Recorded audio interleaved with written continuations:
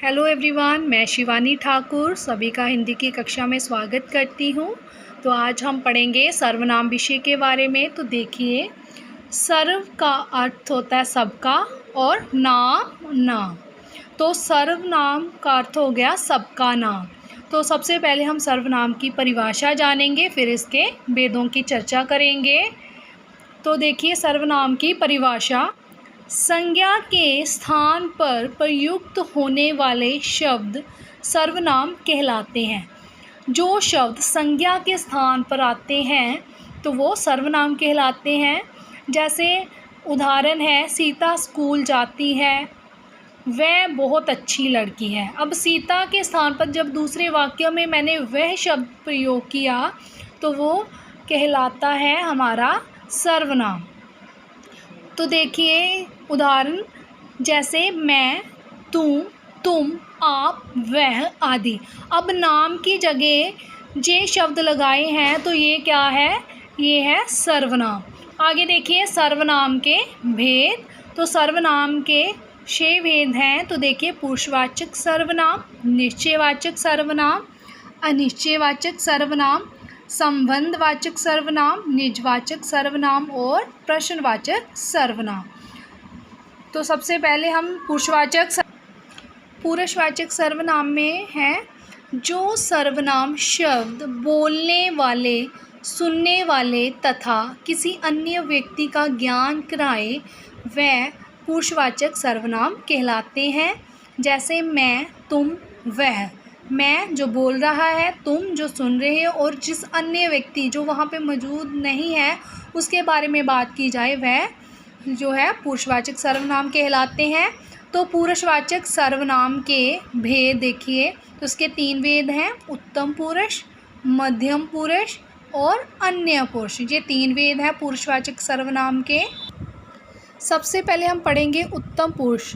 ऐसे सर्वनाम शब्द जिनका प्रयोग बोलने वाले अपने लिए करता है, वह उत्तम पुरुष सर्वनाम कहलाता है। जो बोलने वाला है, जो बकता है, जो अपने लिए इसका प्रयोग करता है।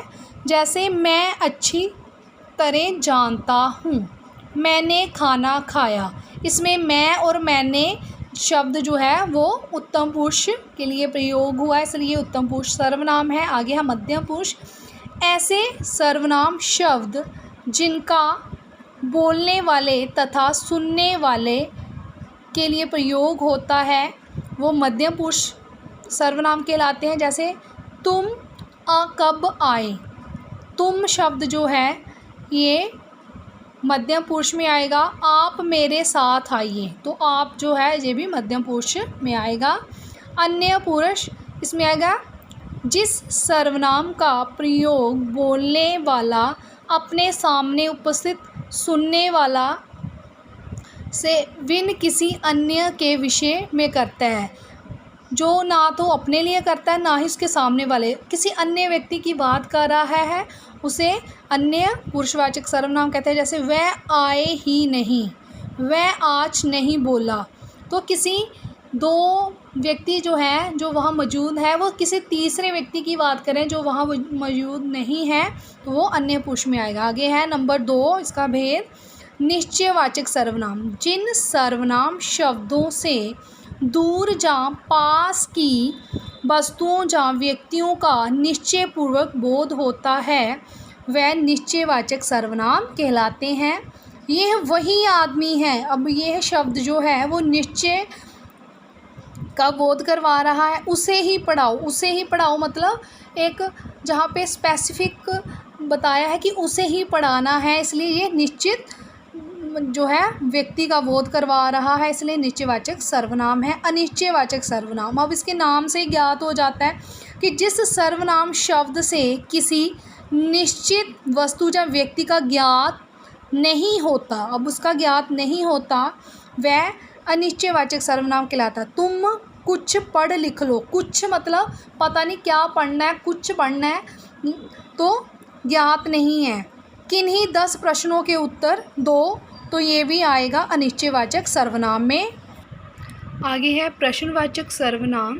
जिस सर्वनाम शब्द से किसी व्यक्ति, वस्तु, स्थान, दशा आदि के विषय में प्रश्न किया जाता है। अब प्रश्नवाचक के नाम से ही आपको ज्ञात हो जाएगा कि जिसमें प्रश्न पूछा जाए। जैसे उदाहरण है, तुम्हारा क्या नाम है, वह क्यों चला आया। इसमें प्रश्न पूछा गया, इसलिए यह प्रश्नवाचक सर्वनाम है।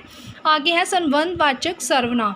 जो सर्वनाम शब्द परस्पर संबंध बतलाते हैं उन्हें संबंधवाचक सर्वनाम कहते हैं। जैसे जैसी करनी, बैसी भरनी, जिसकी लाठी उसकी भैंस। अब प्रस्तुत वाक्य का संबंध जो है इस वाक्य से है, तो इसलिए ये संबंधवाचक सर्वनाम है। आगे देखिए निजवाचक सर्वनाम।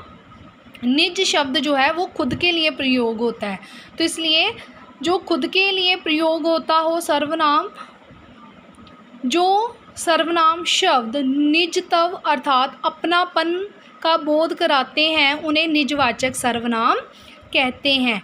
जैसे मैं खुद चला आऊँगा, ये अपने लिए प्रयोग किया है, मैं खुद चला आऊँगा।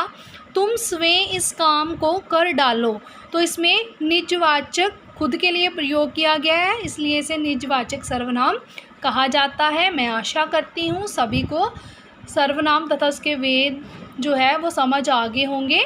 धन्यवाद। Bye bye.